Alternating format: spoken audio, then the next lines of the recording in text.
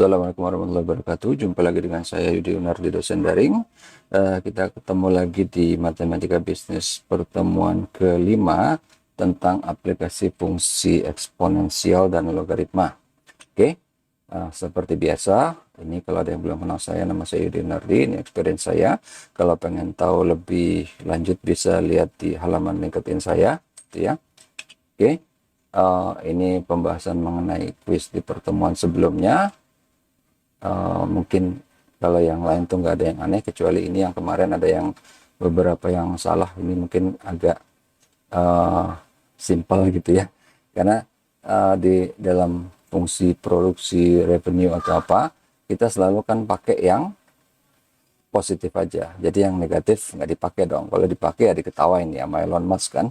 Oke, ini juga nggak ada yang aneh ya. Kita masuk ke materi yang sekarang ya, tentang aplikasi fungsi eksponensial dan logaritma. Jadi kita akan membahas mengenai pertama pada compound interest, kemudian pada compounded interest, continuous compounding. Jadi dia unlimited, terus menerus dibungakan. Kemudian yang kedua pada exponential growth dan exponential decay. Ketiga pada credit dan bill collection. Dan di sini kita seragamkan ya, mulai sekarang ini kita akan pakai delimiternya itu koma, sama kayak standar internasional. Jadi untuk ribuan pakai koma dan untuk desimal pakai titik. Kalau di Indonesia kan terbalik kan, ribuan pakai titik, desimal pakai koma. Jadi supaya nggak bolak-balik gitu kan. Karena kalau kemarin-kemarin kalau pas bahasa Indonesia ribuan pakai titik, desimal pakai koma, tapi begitu bahasa Inggris saya pakai sesuai dengan konteksnya. Tapi biar nggak bingung, jadinya kita seragamkan mau bahasa Indonesia atau bahasa Inggris, soalnya tetap kita pakai standar internasional, yaitu delimiter untuk thousand atau ribuan pakai koma dan desimal pakai titik. Oke, kita mulai di bagian pertama, yaitu tentang aplikasi fungsi eksponensial dan logaritma untuk fenomena compounded interest. Di sini compounded interest itu dalam bidang keuangan adalah salah satu cara umum untuk menerapkan bunga baik pada saat meminjam atau meminjamkan, sama aja ya, adalah dengan bunga majemuk. Jadi istilah bunga majemuk ini kayak bunga berbunga gitu ya. Cuman kan periodenya macam-macam, kayak di pertemuan sebelumnya kita lihat kan, untuk rumus yang sama kalau dia dibungakan per tahun beda sama yang dibungakan per bulan, walaupun rate-nya per tahun ya. Dibungakan per bulan, ntar beda lagi yang dibungakan per minggu, per hari, per jam, per menit misalnya gitu ya. Oke, jadi di sini istilah majemuk itu berarti bahwa sejumlah kuantitas ditambahkan di atas kuantitas lainnya sebelum menghitung efek keseluruhan. Jadi kalau yang biasa kan 1 juta bunga 5%, ya udah 50.000. Itu dalam setahun. Tapi kalau misalnya dia bunga berbunga, bunga 5% itu dipecah per bulannya berapa gitu kan. 5% bagi 12 dikali 1 juta, hasilnya nanti untuk yang 5%-nya bukan dari 1 juta lagi, tapi 1 juta plus 5% per 12 itu. Baru dikali 5% per 12 lagi. Jadi bunga berbunga gitu. Kurang lebih simpelnya gitu ya. Tapi nanti kita lihat, biar lebih gampang kita lihat pas di angkanya aja ya. Nah, di sini kalau secara prinsipal, secara linguistik kita bisa mengatakan bahwa contohnya nih ya, masalah saya bertumpuk, bukan banyak ya, tapi bertumpuk. Ini berarti bahwa masalah itu bukan cuma ada 1 dan 2, tapi masalah yang kedua itu membuat masalah yang pertama jadi lebih rumit gitu. Jadi bertumpuk gitu istilahnya, jadi 1 tambah 1 bukan 2 tapi 3 kurang lebih gitu ya bahasanya. Jadi membuat masalah satu lebih rumit, sehingga hasil akhirnya itu adalah masalah yang lebih kompleks dibanding kedua masalah itu digabungkan. Makanya tadi yang simpel gampangnya kan 1 tambah 1 bukan 2 tapi jadinya malah 3 gitu. Jadi lebih berat, lebih ya lebih berat ya. Cuman mungkin kalau di konteks lain bisa jadi lebih enak. Cuman kalau di sini kalau masalah ada 2 digabung malah bukan cuma 2 tapi jadi 3, nah itu jadi lebih berat gitu kan. Oke, nah rumus untuk compounded interest itu, ini sebenarnya simpel, kelihatannya aja rumit gitu ya. Ini biasa gitu, kayak rumus amortisasi biasa. Ini cuman dia ngelihatnya compoundednya per apa nih? M-nya kan. Compound periodnya nih, compound period per year. Jadi kalau misalnya dia dalam setahun, ini kan rate-nya pasti per year nih ya. Rate-nya pasti per tahun. Nah, compoundednya mau per apa? Misalnya setahun tuh berapa kali? Kalau monthly berarti kan 12 kali. Ya kan? Kalau weekly berarti 52 kali. Ya kalau hari tergantung ya. Kita hari soalnya kan geblek biasa kan si orang bule. Nggak jelas ini. Kalau hari mau pakai berapa? 360, 365 atau berapa gitu kan? Tapi intinya di sini ada periodnya. Kemudian periodnya itu juga di sini akan dikali dengan tenornya atau waktunya berapa lama gitu. Di sini kan A adalah jumlah total investasi atau pinjaman, R itu adalah rate per annum per tahunnya, M ini adalah frekuensi pembungaan. Dalam setahun dia berapa kali gitu ya. Kalau bulan tadi kan 12, kalau minggu 52 dan seterusnya. T itu adalah periode atau tenornya dalam tahun. Oke. Ya, sekarang kita lihat di sini contohnya untuk compounded interest ya. Certificate deposit atau CD is a type of saving account offered by banks, typically offered in higher interest rate and in return for a fixed length of time.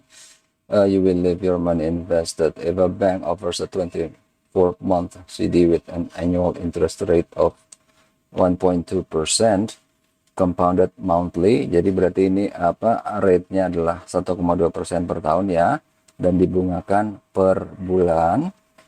How much will 1,000 investment grow over those 24 months? Berarti kalau investasinya awalnya $1.000 dengan rate 1,2% dibungakan per bulan, setelah 24 bulan dia jadi berapa nih? Yang 1.000 ini jadi berapa gitu kan? Oke, kita lihat di sini.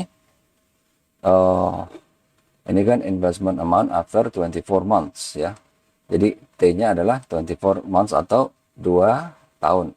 Kita jadikan 2 tahun karena tadi kan rate-nya per annum kan, per tahun ya, 1,2% itu kan per tahun.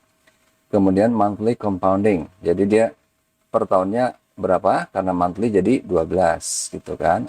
Therefore ini A, T-nya itu nanti 2 tahun ya, 24 bulan 2 tahun. Rumusnya P dalam kurung 1 per rate per compoundednya berapa, dalam hal ini kan berarti 12 ya, kali M dikali dengan T, tenornya berapa. Oke, di sini berarti ini yang $1.000 kali 1, ini 1,2% jadi 0,012 per 12, ini compounded monthly, ini juga. Terus T-nya itu 2 di sini ya. Oke, pas kita masukin ke rumus, dapat angkanya adalah 1024,28. Jadi ini kan tadi 12 compounded monthly kali 2 kan. Karena kan T-nya 24 bulan atau 2 tahun. Berarti ini pangkat 24. Jadi 1 tambah 0,012 per 12. Jumlah keduanya dipangkatkan dengan 24. Kemudian dikali dengan 1000. Dapat hasilnya 1024,28. Oke. Nah, sekarang berikutnya yang kita lihat adalah yang continuously compounded interest. Ini udah sempat kita singgung sedikit waktu kita ngomongin Euler's numbers ya, yang E itu, yang dia pembungaan majemuk yang lebih mendekati kenyataan gitu. Jadi ketika bekerja dengan eksponensial ada konstanta khusus yang harus kita bicarakan. Ini muncul ketika kita berbicara tentang hal-hal yang tumbuh secara continuous gitu ya, yang terus-menerus tiap saat, tiap detik, tiap nanosecond gitu ya. Seperti penggabungan terus-menerus atau fenomena alam seperti peluruhan radioaktif. Kalau growth itu kan plus, naik. Kalau misalnya peluruhan itu berarti dia turun, minus gitu kan, yang terjadi secara kontinu. Konstanta tersebut disebut ini kan si Euler's number ya, atau eksponensial dibilangnya, atau bilangan Euler. Memiliki tempat khusus karena dia menjelaskan banyak fenomena dalam matematika. Sebenarnya nggak cuma di matematika sih. Kalau kita mau lihat di sini, ini ada linknya ya untuk videonya, nanti bisa lihat di deskripsi juga. Di situ kelihatan bahwa si Euler's number ini muncul di banyak hal gitu, nggak cuma di matematik. Di fisika ada, di quantum physics ada, di mana-mana dia muncul gitu ya. Tapi kalau mau lihat lebih detail bisa lihat di di video YouTube ini. Oke. Kemudian kita lihat untuk si continuously compounded interest ini. dia angkanya sama seperti Pi gitu ya, 3,14 sekian itu yang 22/7. Tapi dia memiliki tak hingga banyak desimal yang tidak berulang dan merupakan bilangan yang irasional. Jadi kalau si Eulers itu kan 2,781828 terus gitu ya, itu nggak akan habis angkanya, dan dia nggak berulang. Jadi makanya dibilang bilangan irasional, yang berarti tidak dapat diwakili sebagai pecahan. Kalau si Pi itu kan bisa digambarkan sebagai pecahan sebagai 22/7 gitu kan. Kalau si Eulers enggak. Jadi kalkulator Anda akan menggunakan jumlah desimal yang berbeda untuk membulatkan I menjadi nilai perkiraan, tergantung pada kalkulator ya, iya sih itu kan. Atau kalau misalnya kita pakai Excel atau apa, kita tergantung round up-nya di berapa gitu kan, di selnya itu dia pakai konfigurasinya yang berapa desimal di belakang koma. Namun biasanya kita akan mengaproksimasikan nilainya sebagai berikut, yaitu 2,781828 sekian gini ya. Kalau mau pengen dapat angka itu dapat dari mana? Itu dari sini. Sebenarnya yang pas di pertemuan sebelumnya kita udah bahas juga ya. Cara dulu orang dapetin E itu gimana? 1 plus 1 per N pangkat N, di mana N-nya ini adalah the very big number gitu ya. Nah, tapi di sini kita kalau mau lihat waktu itu kayak di kelas gitu ya, saya waktu itu iseng sebentar, kok ini nggak bisa. Nah, kita Discord, tapi kita tetap continue recording bisa kan. Nah, kita mau buka, nah di sini ya, kita mau mana sih, kok hilang, saya mau buka ini gimana, iya loh. Nah, ini dapat kan kalau 1 juta. Kalau misalnya kita tambah lagi 10 juta, tetap angkanya masih dapat ya, tetap masih sama, dia belum ini 78 27 18 28 18 sekian. Ini 100 juta, kita bikin 1 miliar, dia masih sama. 10 miliar dia udah mulai sedikit berubah angkanya ya. 100 miliar sedikit berubah paling belakangnya gitu ya, ujung ekornya. Ini thresholdnya kalau nggak salah di 1 triliun ya. Nah, udah berubah nih di sini angkanya, udah bukan 781828 lagi, tapi 781852 sekian. Ini thresholdnya jadi di sini ya, dia break off pointnya. Walaupun sebenarnya enggak sih, ini cuman keisengan saya aja mau ngeliat di Excel dia tuh mentoknya di berapa gitu ya. Oke, kita kalau balikin lagi ke berapa tadi ya? Ini yang masih proper angkanya di sejuta gitu ya. Oke, kita balik lagi ke sini, si continuously compounded interest.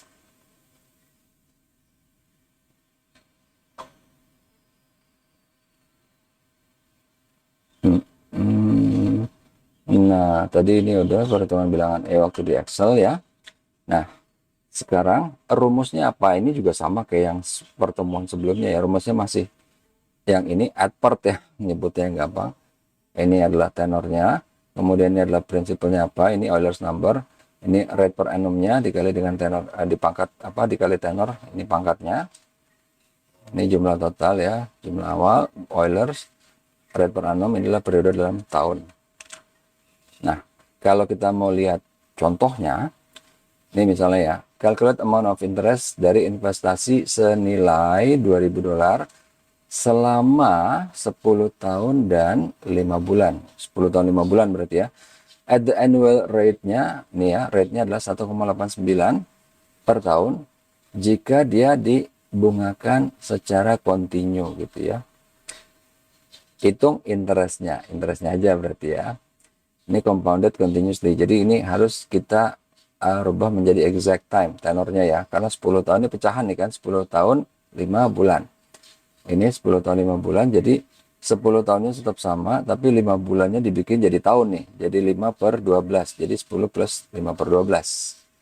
Nah, rumusnya masih yang ini, add per.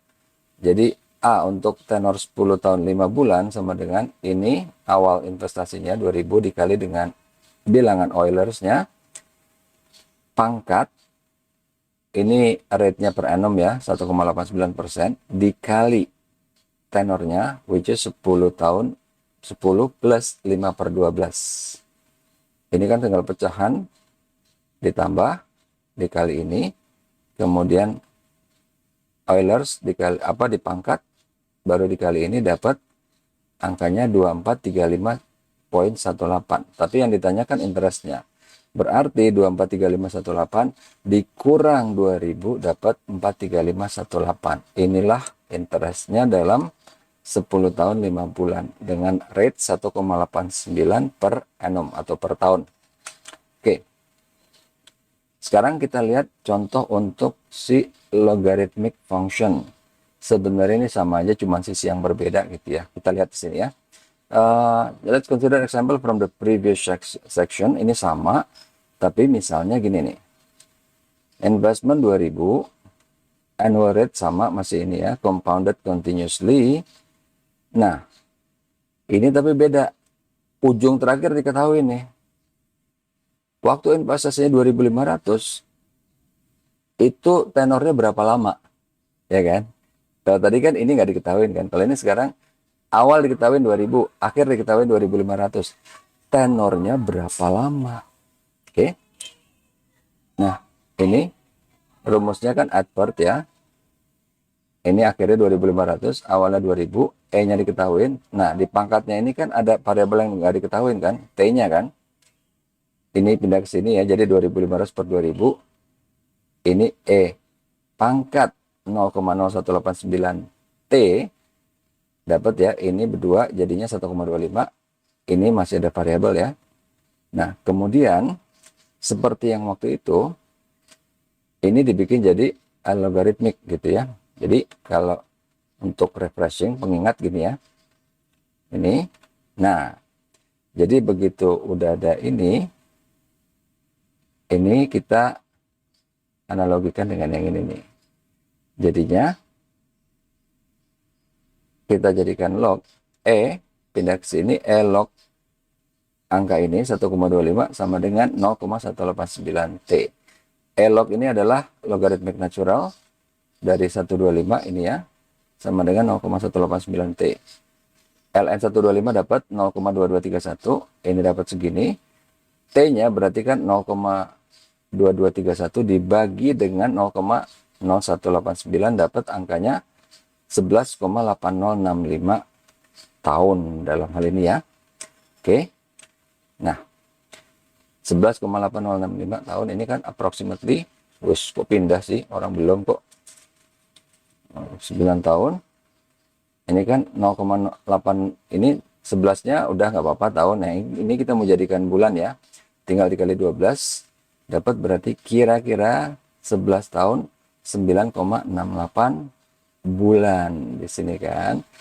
Ini si bulannya nggak mau dijadiin hari, karena apa? Emang hari sebulan tuh berapa? Yang mana yang mau dipakai? 31, 30, 29, 28 atau berapa? Setahun kan juga nggak jelas kan, 365 apa 360 gitu. Makanya pakainya bulan aja biar tetap masih bulat gitu kan. Oke. Sekarang berikutnya untuk aplikasi fungsi eksponensial dan logaritma untuk fenomena exponential growth dan exponential decay. Ini cuman kebalikannya, kalau growth berarti plus, kalau decay berarti peluruhan, dia minus gitu ya. Oke, untuk yang growth itu logiknya masih sama kayak amortisasi gitu kan, karena dia sama kayak uang, dia growth gitu kan. Growthnya per either ada rate-nya kan, constant rate-nya berapa di sini. Jadi exponential growth atau or decay function is a function that growth or shrink at a constant percent growth rate. Equation-nya adalah yang ini ya. Sama nih kayak amortisasi nih. Dimana P adalah jumlah akhir, yang ini. Sesudah periode T, A adalah jumlah awal ya, sama kayak tadi ya. R adalah bunga per tahun, T adalah tenor atau periodenya, ini ya. Nah, contohnya kayak gimana? Kita lihat. Ini sekarang kita nggak pakai uang, tapi pakai population growth ya.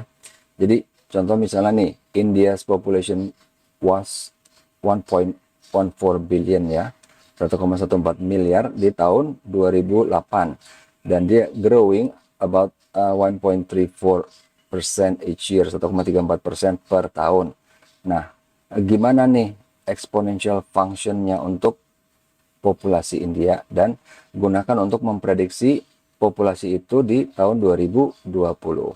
Oke, jadi di 2008 nih startingnya dia di T0 ya, 2008 initial populationnya berapa? 1,14 miliar.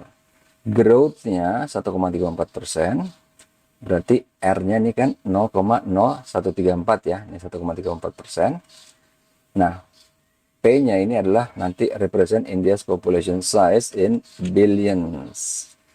Dari formulanya yang tadi, P sama dengan ada A kali dalam kurung 1 plus R pangkat T, formulanya itu ini masuk ya gitu, 1,14 ini awalnya 1,14 miliar, 1 plus ini rate-nya 1,34%, jadi 0,0134 pangkat T. Karena dari 2008 ke 2020 itu kan 12. Ya kan, selisihnya 12 tahun ya. Jadi 12 tahun kemudian kira-kira berapa populasi India? Jadi pakai rumus itu tinggal dimasukin di sini, P12 1,14 kali dalam kurung 1 plus 0,0134 pangkat 12. Kurang lebih dapat 1,337 miliar populasi penduduk India di tahun 2020. Oke, selanjutnya sekarang untuk exponential decay gitu ya, yang negatif ya. Kalau tadi kan growth yang positif, ini sekarang yang negatif. Jadi contohnya si cell phone company is introducing to the market a new model for a cell phone that needs to plan how long they should keep manufacturing and selling the current model before taking it off the market. Jadi market analysis of their sales trendnya itu di sini misalnya ya, untuk yang previous old models itu suggest that the sales of the current model decrease rate-nya ini ya, berarti 12,34% per tahun, sementara current sales-nya adalah 259,37 juta jumlah unit yang terjual ya, current sales-nya. Create the function model that represent the number of N of current model sales phone sold in million each year untuk tenor atau periode 3 years from now and estimate annual sales-nya setelah 5 tahun itu berapa. Sama kayak tadi kalau growth setelah 5 tahun berapa, bertambah gitu kan. Kalau ini setelah 5 tahun berapa tapi berkurang dia kan, karena decay gitu ya. Nah, fungsi ini yang sudah bisa diterapkan, disimulasikan secara akurat di komputer dengan akurasi 95% lebih, itu yang membuat akhirnya manufacturer menerapkan yang namanya planned obsolescence. Planned obsolescence ya. Jadi apa? Dia udah tahu banget ini plastik misalnya gitu ya. Plastik ini kapan dia akan rusak dengan pemakaian normal. Contoh yang gampang gini. Kalau zaman dulu kita punya benda misalnya mesin cuci, garansi 5 tahun, setelah 5 tahun belum apa-apa, dia masih nggak apa-apa. Tapi coba kalian perhatiin, handphone, laptop, misalnya garansi setahun, pas habis setahun biasanya dia rusak. Itu karena emang udah didesain seperti itu. Dan ini bukan hal yang aneh, banyak merek emang udah menerapkan hal itu. Apple, Samsung, banyak merek yang lain. Karena apa? Karena bikin model ini di komputer udah bisa akurat banget. Termasuk Lenovo juga ya. Terutama Lenovo Yoga gitu yang paling banyak bermasalah di tombol powernya. Dia udah bikin ini misalnya garansi setahun. Pokoknya pemakaian normal, habis setahun rusak. Loh kenapa gitu Pak? Kok jahat banget? Ya pedagang namanya pengen duit. Kalau misalnya dibikin barang yang nggak bisa rusak sama sekali, ntar berarti nggak ada yang beli lagi dong model baru kalau dia keluarin ya kan.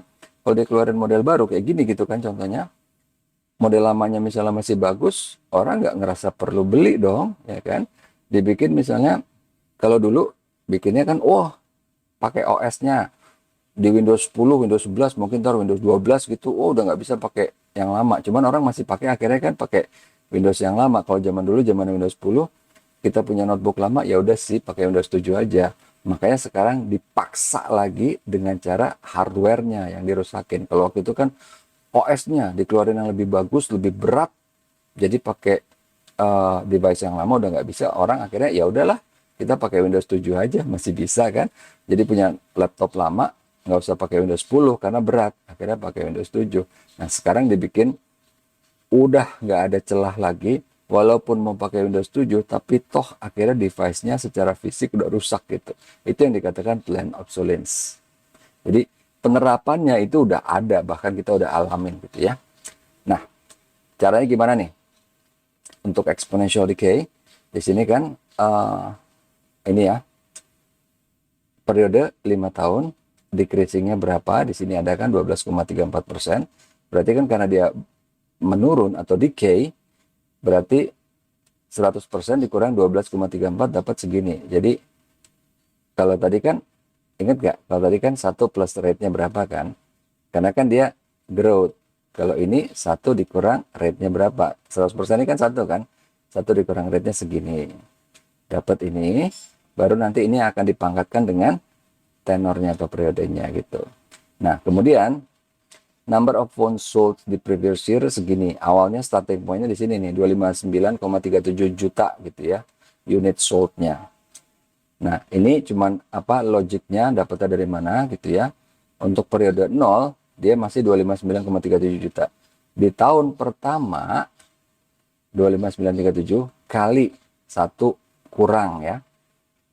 Ini decay rate-nya 12,34 ya, 1 kurang 0,1234 dapat 259,37 dikali 0,8766. Untuk tahun kedua berarti yang N1 ini dikali lagi dengan yang ini. Jadi apa? 0, ininya 8766 ininya dikalinya 2 kali.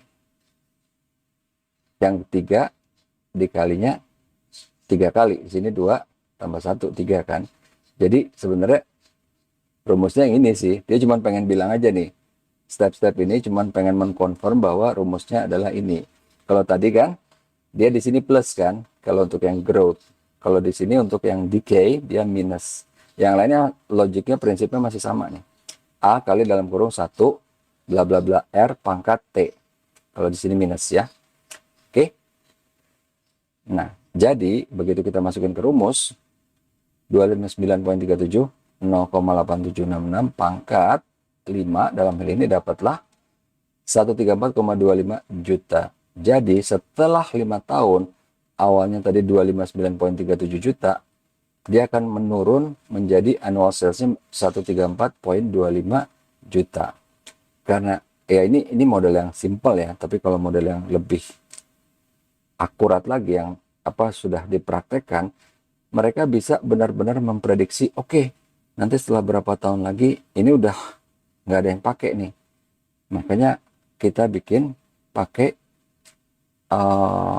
apa namanya, tombol atau mungkin casing atau mungkin rangka yang nggak usah yang kuat-kuat banget, pokoknya yang sampai 5 tahun udah selesai rusak, habis 5 tahun udah pasti akan rusak gitu. Jadi kalau misalnya karena dia udah memprediksi nih setelah 5 tahun, oh dia turun jadi segini, kita akan keluarin model baru nih di tahun kelima itu ya, untuk menggantikan model yang lama ini. Supaya orang pasti beli yang baru, yang lama itu harus rusak, ya kan? Karena kemarin kalau cuma pakai OS gagal gitu kan, OS-nya diganti yang baru lebih canggih, orang tetap aja pakai yang lama dengan OS yang lama. Kalau ini udah nggak ada celah, oh walaupun mau pakai OS lama nggak bisa, karena tombolnya udah rusak, mungkin SSD-nya udah rusak, mungkin RAM-nya udah rusak, mungkin casing-nya udah rusak gitu. Itu yang dikatakan planned obsolescence berdasarkan dari si exponential decay ini. Oke. Kemudian yang ketiga, sekarang kita akan lihat apa nih? Fungsi eksponensial untuk fenomena bill collection. Kalau di sini ini sebenarnya hitungannya sih nggak aneh, ini cuma pakai tabel gitu doang. Jadi contohnya nih ya, major financial institution of a credit card which can be used internationally. Ini kalau misalnya dia ada loan atau credit card dalam hal ini ya, tagihan, dia collection percentage-nya berapa sih? Persentase yang bisa dikolek dari tagihan tersebut berapa sih? di tahun pertama berapa, tahun kedua berapa, dan seterusnya.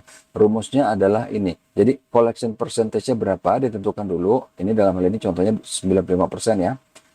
Nah, kemudian rumusnya adalah 0,95 kali 1. Ini pakainya peluruhan juga karena kan orang kalau bayar tagihan kan lama-lama habis dong. Decay berarti kan, bukannya growth kan. Makanya di sininya juga minus ya. Pakai Euler's number. Ini pangkat minus, kalau ini udah rumus nih ya, pangkat minus 0,7 kali dengan tenornya. Dimana T itu iyalah nggak boleh 0 kan. Soalnya kalau pas tenor masih 0, nggak ada yang bisa ditagih, orang baru mulai minjem ya kan. Where P equals the percentage of account receivable. Ini ya, ini yang ditentukan dari awal berapa persen ya. In dollars, bla bla bla, collected 3 months after the credit is granted. Nah, hitungannya gimana? Jadi kita lihat di sini misalnya tadi kan pakainya berapa sih? 95% ya. Pas di issued pertama di T1 dia 47,82%. Pas dia 0 belum ada dong, belum ada yang bisa ditagih, orang baru mulai kan. T1 baru mulai bisa ditagih sebesar berapa? 47,8. Di T2 71,5, di T3 83,36 dan seterusnya. Ini setelah 2 bulan dia jadi 71. Bulan ketiga segini, bulan keempat segini dan seterusnya. Ini kita juga bisa lihat apa namanya ya, filenya. Filenya ada di Excel sebentar. Berarti kita tutup dulu ini Discord. Continuous recording. Kita mau melihat file Excelnya ada di mana gitu ya. Cut. Sebentar. Ini bill collection ya. Ini dia. Oke. Jadi ini kan E pangkat minus 0,7T, ini 1 minus, ini rumusnya ya, yang 95%. Nah, ini tinggal kita lihat, kalau misalnya, kalau 1 berapa, ini berarti kan pangkat 1, kalau di sini, ini pangkat C1, ini pangkat D1, ini pangkat E1, dan seterusnya ya. Kalau misalnya ini persentasenya kita ganti, juga bisa ganti misalnya 90%, berubah kan angkanya. Ini kalau 95 berapa, tergantung di soal dia bilangnya collection rate-nya persentasenya berapa gitu ya. 98 misalnya, sekian. Oke, balikin lagi 95 ya, tutup lagi. Kita sekarang kembali ke PowerPoint-nya lagi, ke sini. Kok nggak muncul? Ini agak lama nih muncul orangnya ya. Oke, nggak apa-apa, kita akan lanjut ke di sini. Kita akan lihat di grafik di Desmos ya, si apa functionnya itu seperti apa. Ini kalau kita lihat dia ini move towards, ini kalau nggak salah sama kayak logarithmic function gitu ya, dia akan bergerak ke arah satu tapi nggak akan ini ya, dia nggak akan menyentuh angka 1, nggak akan 100%.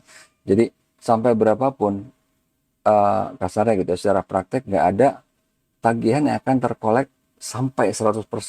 Tapi mungkin waktunya panjang terus samping sini nih ya.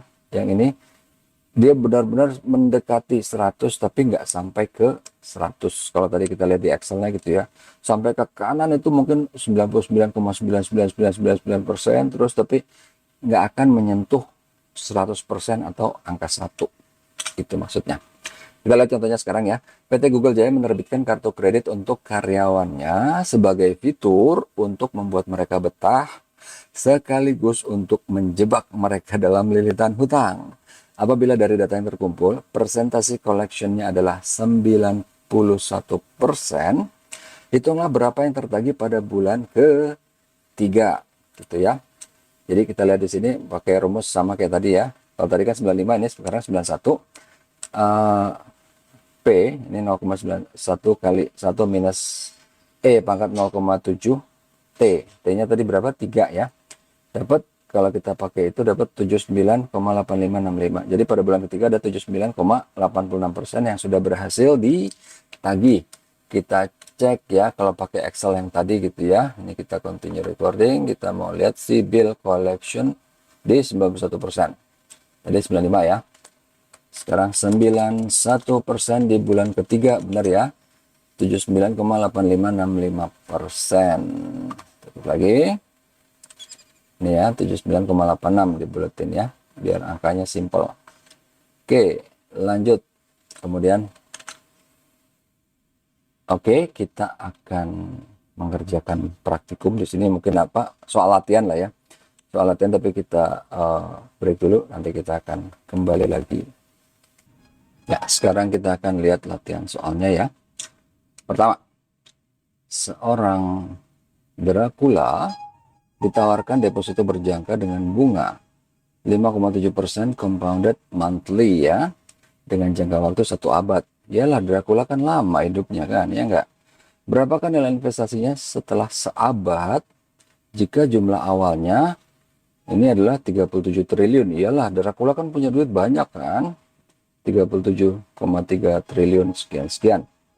Yang kedua, seorang siswa kaya yang memiliki simpanan 20 juta, iyalah orang kaya, sedang berusaha ditipu oleh temannya untuk menanamkan uangnya di trading futures dengan bunga 23,47% compounded continuously. Sang penipu menjanjikan bahwa uang tersebut akan menjadi 40 juta dalam jangka waktu tertentu. Berapa jangka waktu tersebut? Ini yang kita cari tadi pakai logaritmik ya. Nah, kemudian soal yang ketiga. Jumlah penduduk dunia tahun 2022 kira-kira nih sebesar 8 miliar. Jika pertumbuhan penduduknya 0,9% per tahun, ini actual ya. Hitunglah jumlah penduduk dunia pada tahun 4002. Wow, kita mikirnya jauh ke depan dong, ya enggak? Ya enggak? Oke. Nah, yang pertama, Dracula nih. Ini kan pakai monthly ya. Berarti rate-nya tadi 1,2% per 12 ya. Ini per 12. Ini juga 12. T-nya tadi 1 abad 100 tahun berarti ya. Ininya kan monthly berarti 12, ininya 100 tahun. Nah, pada 100 tahun 37 triliun itu jadi berapa nih ya? Ini 1,0, ini kan 0,057 itu adalah dari apa? Sebentar, tadi ini kenapa 0,057? Ini kan 0,012 per 12. Sebentar, kok ada yang aneh ini? Sebenarnya dia berapa sih tadi ininya? Oh, salah, ini harusnya 0,057 nih ya. Kita ganti aja dulu di sini biar nggak salah paham. Discord, continue recording.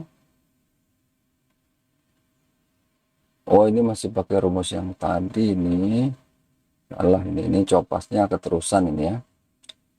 Copasnya keterusan. Ini masih pakai, ini harusnya anggaplah P ya. Soalnya angkanya keriting nih di bawah kan. Ini 0,057 ya. Nah, save dulu. Kita lama ya. Balik lagi ke sini. Oke. 0,057 per 12 kali 12 kali 100. 100 tahun ya, 1 abad. Nih, untuk 1 abad, dia setelah 1 abad, nilainya jadi 11.000 triliun ya, 11.000 triliun. Oke, kalau kita mau ngelihat di sini angkanya, perhitungannya, ini ada Excel-nya, is continuous recording, masih 11.000 triliun. Ini ya, dari 37. Jadi kalau misalnya, ini rumusnya ya, 1 plus ya, C2-nya itu adalah 5,7%, dibagi 12, dipangkatkan dengan D2, 12 dikali dengan E2 100 ya, yang ini. Oke. Iya, kita balik lagi, tutup, balik ke sini. Kemudian yang soal kedua, siswa kaya punya 20 juta. Nah, 20 juta awalnya menjadi 40 juta compounded continuous ya, pakai ini ya, pakai Eulers. T-nya berapa? Dengan tadi rate-nya 23,47 nih ya, 23,47. T-nya berapa? dari 20 juta menjadi 40, ya. T-nya berapa? Sama kayak tadi. Tadi pakai logaritmik, pakai fungsi logaritma, tapi kita pakai cara yang lebih gampang sekarang nih. Oke, lihat ya. Ini kan 40 juta, 20 juta kali E pangkat rate-nya dikali dengan T ya. Ini rate dikali dengan T, 23,47% kali T. 20 pindah ke kiri ya, berarti 40 per 20. Sama dengan E pangkat 0,2347 T. Sama dengan, ini 40 per 20, 2 kan. 2 sama dengan E pangkat 0,2347 T. Dua-duanya ditambahin ln ya, ditambahin logaritmik natural. Kiri tambahin ln, kanan tambahin ln. ln 2 sama dengan ln E pangkat 0,2347. Ini coret habis nih ya. ln 2 sama dengan 0,6931. 0,6931 sama dengan 0,2347 T. T-nya sama dengan 0,6931 per 0,2347 dapat 2,9533 tahun atau 2 tahun 11,44 bulan. Jadi setelah 2 tahun 11,44 bulan, asumsi nggak dibawa kabur duitnya menjadi 40 juta. Oke. Yang ketiga, tadi kalau nggak salah heboh deh ini. Oh, penduduk dunia tahun 2022 segini ya. Coba tahun 4002 jadi berapa gitu ya. Oke. Nah, kita pakai growth rate di sini. Jadi selisihnya dari 2022 ke 4002 itu kan 1980 tahun. Wes, banyak ya. Iyalah, kita berpikiran jauh ke depan. 8 miliar kali dalam kurung 1 plus 0,009. Ini yang rate-nya ya, growth-nya per tahun 0,9% kan. 0,9% adalah 0,009. Dipangkat dengan 1980 tahun. Ini kan selisih antara 2022 dengan 4002. Dapatlah segini. Berarti 405 juta miliar. Oke, setelah di tahun 4000 ya dong. Sekarang aja 8 miliar, berarti ntar itu 405 juta miliar atau mungkin 405.000 triliun gitu ya. Ya pokoknya gede lah, banyak nih angkanya. Oke. Ini tadi remindernya sebenarnya nggak perlu karena kita udah pakai cara yang lebih gampang ya. Kiri kanan tambahin ln tadi di sini ya. Kita mau pakai cara ini juga boleh, sama aja. Cuman kalau mau pakai yang lebih gampang tinggal kiri. Kita ingatnya lebih gampang kan daripada ingat yang ini nih. Ingat ini pindahin ke sini. Ini pas begitu dia berubah 2 ini jadi 2 log 16 sama dengan 4. Kalau ini kan tinggal kiri kanan ln, udah selesai. Oke, nah ini kita akan lihat ya kuisnya seperti apa. Tapi ini kita balikin dulu ke sini di Discord, tetap recording. Kita mau lihat nih soal kuisnya seperti apa di sini ya. Nah, ini soal kuisnya, tapi untuk pembahasannya kita akan bahas nanti di pertemuan berikutnya ya. Berat badan monster Cthulhu ketika baru lahir adalah 10 kg. Jika pertambahan berat badannya 62,9% per tahun compounded continuously, dan berat badannya sekarang adalah 400 ton.